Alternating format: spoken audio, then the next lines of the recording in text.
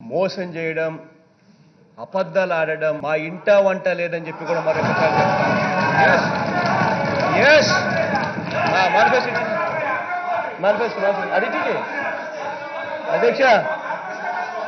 అధ్యక్ష ఇది మా మేనిఫెస్టో అధ్యక్ష.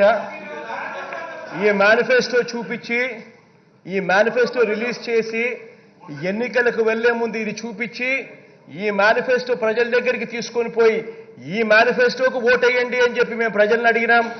ఈ మేనిఫెస్టో చూపించిన తర్వాతనే ప్రజలు మాకు ఓట్లు వేశారు. మేము గర్వంగా కూడా తలెత్తుకొని చెప్తా ఉన్నాం. ఈరోజు అది కాక అధ్యక్ష, ఎన్నికలప్పుడు ఎన్నికల ప్రచారంలో జగన్ అనే నేను ఏం మాట్లాడానో ఈ అంశం మీద ఇదే టీవీ స్క్రీన్ లో నేను చూపిస్తా, ఒకసారి చూడండి. చూసిన తర్వాత ఇదే పాదయాత్రలోనే నేనేం మాట్లాడానో చూపిస్తా, ఒకసారి టీవీ స్క్రీన్ లో చూడండి. చూసిన తర్వాత అప్పటికి కూడా మీకు ఏ మాత్రమైనా కూడా మనస్సాక్షి అనేది ఉంటే క్షమాపణ కూడా చెప్పమని చెప్పి కూడా అడుగుతా ఉన్నాను. మనం చేయబోయే రెండో కార్యక్రమం ప్రతి అక్క కోసం ఇవాళ నేను చెప్తా ఉన్నా. ఇంతకు ముందే నేను చెప్పా, నాన్నగారు కలలు కన్న స్వప్నం ప్రతి అక్క ప్రతి చెల్లెమ్మ లక్షాధికారి కావాలి, ప్రతి అక్క ప్రతి చెల్లెమ్మ సంతోషంగా ఉండాలి. అక్క ఆ చెల్లెమ్మ ఇంట్లో సంతోషంగా ఉంటే ఇల్లు బాగుంటుంది, రాష్ట్రం బాగుంటుంది అని చెప్పి గట్టిగా నమ్మే వాళ్ళల్లో మొట్టమొదటి వ్యక్తిని నేను అని చెప్పి ఇవాళ గర్వంగా కూడా చెప్తా ఉన్నా. ఇవాళ ఆ ప్రతి అక్క కోసం చేయబోయే రెండో కార్యక్రమం కూడా చెప్తా. ఈ కార్యక్రమం వైఎస్ఆర్ చేయూత అనే ఈ కార్యక్రమం. ఇవాళ ఇంతకుముందు నేను అన్నా, ఎస్సీలకు, ఎస్టీలకు, బీసీలకు, మైనారిటీ అక్కలకు వాళ్ళ పరిస్థితి గురించి నేను చెప్పా. ఒక వారం రోజులు గన వీళ్ళు పనులకు పోవడం మానేస్తే, ఏదైనా జ్వరం వచ్చి వీళ్ళు పనులకు పోలేని పరిస్థితిలో ఉంటే ఆ ఎస్సీలు, ఎస్టీలు, ఆ బీసీలు, ఆ మైనారిటీలు, ఆ అక్కలు ఒక్క వారం గన పనులకు పోవడం మానేస్తే వాళ్ళు ఇంట్లో పస్తు పండుకోవాల్సిన పరిస్థితిలో ఉన్నారు ఆ అక్కలు. ఆ కుటుంబాల కోసం చెప్తా ఉన్నాను, ఆ అక్కల కోసం చెప్తా ఉన్నాను. అప్పట్లో ఇటువంటి అన్యాయమైన పరిస్థితిలో అక్కలు ఉన్నారు కాబట్టి ఆ అక్కలకు తోడుగా ఉండాలి అని అంటే 45 ఏళ్లకే పెన్షన్ ఇవ్వాలి అని చెప్పి ఆ రోజుల్లో నేను చెబితే 45 ఏళ్లకే అక్కలకు పెన్షన్ ఏమిటి అని చెప్పి వెటకారం చేశారు.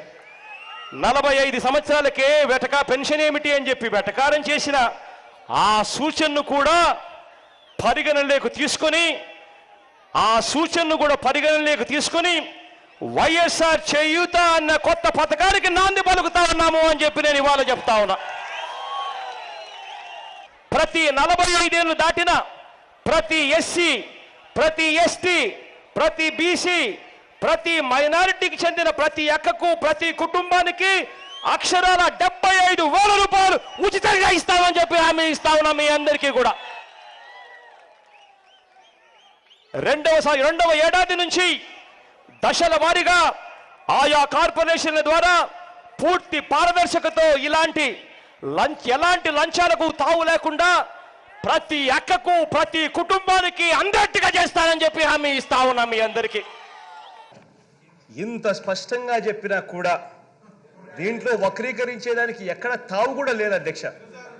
ఇటువంటి వక్రీకరణకు కూడా తావు లేని అంశాన్ని కూడా వక్రీకరించడానికి కోసం ఏకంగా సభా సమయాన్ని పూర్తిగా వృధా చేస్తూ, ఎటువంటి డిస్కషన్కు కూడా తావు లేకుండా చేస్తూ, దీంట్లో కూడా రాజకీయ లబ్ధి కోసం స్వార్థంగా ఆలోచన చేసే ఇటువంటి పెద్ద మనిషి చంద్రబాబు నాయుడు గారు ఈ శాసనసభలో ఉండడం నిజంగా బాధపడవలసిన అంశం అధ్యక్ష. ఈ పేపర్లో చంద్రబాబు నాయుడు గారు ఇచ్చిన పేపర్ 18/10/2017కు సంబంధించిన అంశం అధ్యక్ష. 18/10/2017 తర్వాత అధ్యక్ష, సెప్టెంబర్ 3వ తారీఖున అనకాపల్లిలో పాదయాత్ర జరుగుతూ ఉండగా చేకోటపాడులో ముత్యాల నాయుడు అన్న కాన్స్టిట్యున్సీలో సెప్టెంబర్ 3వ తారీఖున 2018 అధ్యక్ష పాదయాత్ర జరుగుతూ ఉండగా అధ్యక్ష ఒకసారి వైఎస్ఆర్ చేయూత అన్న పథకాన్ని లాంచ్ చేసింది అక్కడే. ఆ పథకాన్ని లాంచ్ చేసింది, ఆ పథకానికి శ్రీకారం చుట్టింది ఎక్కడ అంటే అదే ముత్యాల నాయుడు అన్న కాన్స్టిట్యున్సీలో కోటపాడు కోటపాడు మండలంలో అక్కడ మీటింగ్ జరిగినప్పుడు అక్కడ ఆ ప్రోగ్రాంకు చేయూత అన్న ప్రోగ్రాంకు లాంచ్ చేసినాం. అధ్యక్ష, ఇది జరిగింది సెప్టెంబర్ 3, 2018. అది ఏ నేపథ్యంలో లాంచ్ చేసినాము, ఎందుకు లాంచ్ చేసినాము అని పాదయాత్ర జరుగుతూ ఉండగా అధ్యక్ష, పాదయాత్రలోనే ప్రజల సమక్షంలోనే ఎటువంటి పరిస్థితుల్లో ఈ ప్రోగ్రామును మారుస్తా ఉన్నాము అని చెప్పి వివరంగా చెప్పడం జరిగింది. అది ఒక మీటింగ్లోనే చెప్పడం కాదు అధ్యక్ష. దాని తర్వాత సెప్టెంబర్ 3 తర్వాత నా పాదయాత్ర చూస్తే దాని తర్వాత కనీసం అంటే ఒక 10 మీటింగుల్లో చెప్పింటా. అదే విశాఖపట్నం, విజయనగరం, శ్రీకాకుళం జిల్లాల్లో మీటింగులు చూస్తే వైఎస్ఆర్ చేయూత అన్న ప్రోగ్రాం గురించి ఉట్టి పాదయాత్ర జరుగుతూ ఉండగానే కనీసం ఒక 10 సార్లు చెప్పింటా. ఎలక్షన్ క్యాంపెయిన్లో అయితే త్రూఅవుట్ 2 నెలల పాటు జరిగిన ఎలక్షన్ క్యాంపెయిన్లో అయితే పూర్తిగా ఈ ప్రోగ్రాం గురించి కూడా ఇంకా ప్రజల్లోకి తీసుకొని పోయేదానికోసం వైఎస్ఆర్ చేయూత అన్న ప్రోగ్రాం తీసుకొని పోయేదానికి పూర్తిగా కూడా చెప్పింటాం. చెప్పిన తర్వాత అధ్యక్ష, అదే ప్రోగ్రాం గురించి వైఎస్ఆర్ చేయూత ప్రోగ్రాం గురించి ఎన్నికల మేనిఫెస్టోలో కూడా వివరంగా ఈ మాదిరిగా ఎక్స్ప్లెయిన్ చేస్తూ మేనిఫెస్టోలో కూడా ఈ ప్రోగ్రాం పెట్టిన తర్వాత ఓట్లు అడిగిన తర్వాత ప్రజలు ఓట్లు వేశారు. వేసిన తర్వాత ఇవాళ ఎస్సీలకు, ఎస్టీలకు, బీసీలకు, మైనారిటీలకు సంబంధించి 5 సంవత్సరాలు వాళ్ళ అధికారంలో ఉన్నప్పుడు ఏ రోజు వాళ్ళ గురించి పట్టించుకోలే. ఏ రోజు వాళ్ళకు మంచి చెయ్యాలి అన్న ఆలోచన ఈ పెద్ద మనిషి చంద్రబాబు నాయుడు గారికి ఏ రోజు రాలా. కానీ ఈ రోజు మేము అధికారంలోకి వచ్చిన వెంటనే ఒక నెల కూడా సరిగ్గా తిరక్క మునిపే ఎస్సీల కోసం ఆలోచన చేశాం, ఎస్టీల కోసం ఆలోచన చేశాం, బీసీల కోసం ఆలోచన చేశాం, మైనారిటీల కోసం ఆలోచన చేశాం. ఈ మేనిఫెస్టోలో మేము పెట్టాం కదా అని చెప్పి ఎన్నికలకు 6 నెలల ముందు వరకు దీన్ని లాక్కుంటా పోయి ఆ తర్వాత చేయాలి అని ఆలోచన చేయలేదు. మొట్టమొదట శాసనసభలోనే చట్టాన్ని తీసుకొస్తా ఉన్నారు. మొట్టమొదటి శాసనసభలోనే చట్టాలను తీసుకొస్తా ఉన్నాం.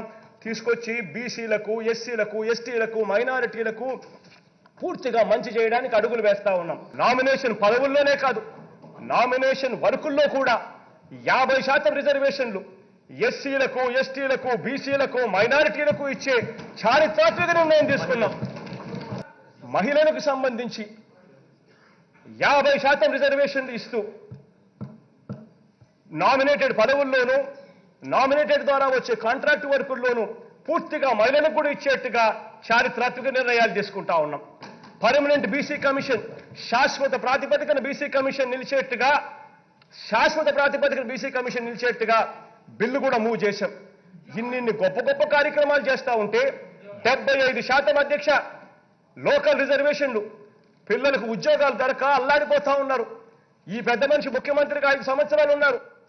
ఏ రోజు కూడా పిల్లల గురించి ఆలోచన చేయలేదు, వాళ్ళ ఉద్యోగాల అవకాశాల గురించి ఆలోచన చేయలేదు. ఏ రోజు బీసీల గురించి ఆలోచన చేయలేదు, ఎస్సీల గురించి ఆలోచన చేయలేదు, ఎస్టీల గురించి ఆలోచన చేయలేదు, మైనారిటీల గురించి ఆలోచన చేయలేదు.